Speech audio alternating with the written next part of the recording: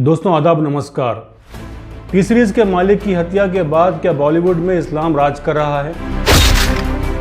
क्या दाऊद इब्राहिम अब भी खान्स को प्रमोट करते हैं? तेलंगाना से गुलशन कुमार और दाऊद इब्राहिम का क्या कनेक्शन है?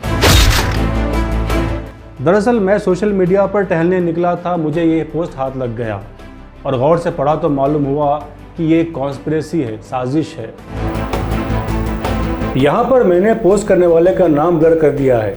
मकसद यह है कि सिर्फ मैसेज जानना है। तेलुगु ज़ुबान में लिखे इस मैसेज को मैंने हिंदी में अनुवाद किया है। मैसेज यूँ है कि गुलशन कुमार की हत्या के बाद बॉलीवुड में इस्लामीकरण किया गया है, यानी इस्लाम का कब्ज़ा हो गया है। उनकी मौत के बाद बॉलीवुड में भक्ति गीत गायब हो गए हैं। दाऊद के आगे, यानी दाऊद इब्राहिम के आगे डांस करने वाले ही स्टार बन गए हैं। पिछले 20 सालों में त्योहार के मौके पर कोई गीत नहीं बना है। हिंदू धर्म का परिहास हुआ है। अब तक किसी ने भी इसका खंडन नहीं किया है। और आखिर में लिखते हैं कि इंडियन ओल्ड हिस्ट्री से इसे मैंने कलेक्ट किया है और अनुवाद भी किया है। इस पोस्ट का सिरे से जायज़ा लेंगे तो मालूम होगा कि टी सीरीज़ कंपनी आज उस मकाम पर खड़ी है कि वो चाहे तो संगीत के मैदान में इनकलाब ला सकती है और ला भी रही है। साथ ही साथ कंपनी के भक्ति गीत पॉपुलर भी हैं। लेकिन जाहिर बात है, जब कोई कंपनी का मुखिया नहीं रहता है उस वक्त कंपनी की बागडोर नई नस्ल के लोग संभाल लेते हैं। यहाँ पर वही हुआ है। गुलशन कुमार की मृत्यु के बाद उनके भाई कृष्ण कुमार और उनके बेटे भूषण कुमार ने कारोबार संभाल लिया, तो प्रायोरिटी के हिसाब से ही व्यापार चलने लगा।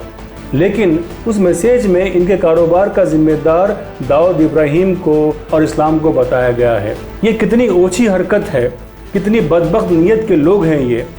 सत्ता की भूख को पूरा करने के लिए ये लोग एक फ़कीर का निवाला भी छीन लेते हैं।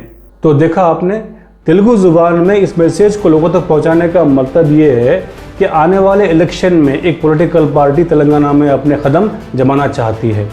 वो चाहती है कि आने वाले इलेक्शन में एक ऐसा माहौल तैयार हो जाए जहां भेदभाव हो, जहां लोग आपस में भिड़े। तो इस तरह का माहौल वो चाहती है।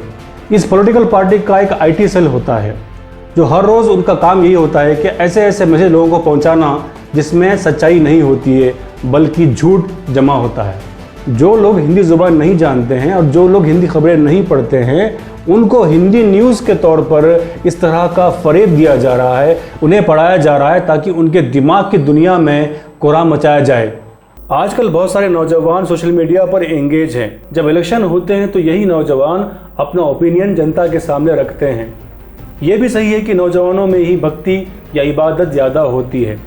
ये वही उम्र होती है जहाँ पर उम्मीदें परवान चढ़ती है, हर चीज़ नई और अनोखी मालूम होती है।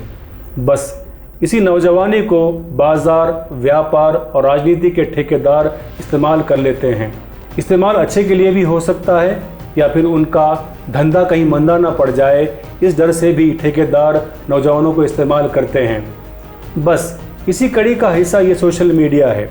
इस तरह के मैसेज के ज़रिए उनकी सोच पर हमला होता है और ये चलते बोलते शरीर कब मशीन बन जाते हैं पता ही नहीं चलता।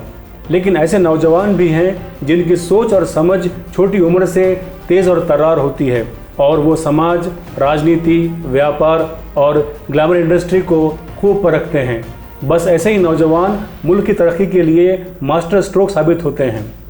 लेकिन सोशल मीडिया किसी के लिए भी अनजान नहीं है और इस तरह के मैसेज पहुंचाकर उनका मकसद ये होता है कि लोगों में आने वाले वक्त के लिए तासुब बना के रखें। ख़ास करके तेलंगाना में भेदभाव का माहौल बन जाए। इस तरह की मनगढ़ंत कहानियाँ बनाकर मासूम लोगों की राय बदलना चाहते हैं वो लोग। सत्ता को पाने के लिए सियासत किस हद तक पहुंच सकती है ये आपने देखा है। वीडियो पसंद आया तो लाइक कीजिए, कमेंट कीजिए, शेयर कीजिए, सब्सक्राइब कीजिए और नोटिफिकेशन के लिए बेल आइकन दबाइए।